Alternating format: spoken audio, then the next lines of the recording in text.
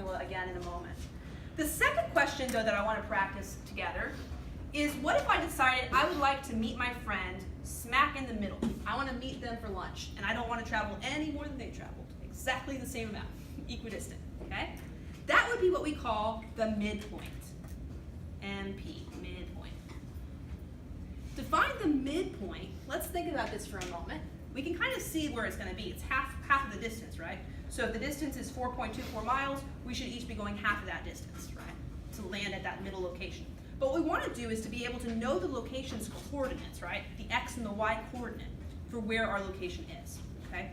And so what we ask ourselves is, if I started with an x value of 1 and I end with an x value of 4, what would the x value be that's smack in the middle? It would be half the distance, right? And so what you want to think about is the idea of averaging. When you're trying to find something in the middle of two numbers, averaging is usually a good way to do that. For example, if I got a test score on test 1 of a 60% and test 2 an 80%, we know the number right in the middle is 70, right? But another way to do that would be to average the two numbers. 60 plus 80 is 140. 140 divided by 2 is 70. It gets you to the middle, doesn't it? So averaging gets us to the middle in this case. And so the basic idea is take the average of your two x values, take the average of your two y values, and you'll end up with the coordinates for the midpoint.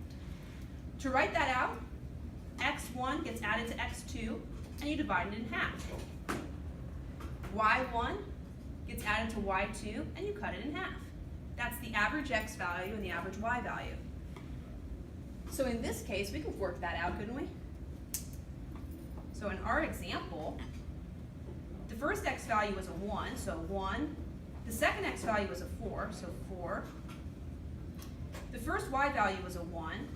The second y value was a -2. Let's work that out. 1 plus 4 is 5, right?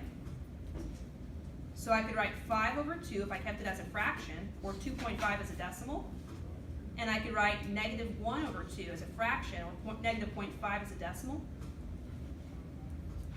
So either one of these on my test would be acceptable, fractional or decimal, either one. My math club might be more specific, so just watch what they ask for. But let's see if it makes sense in our picture. Would that location appear to be halfway?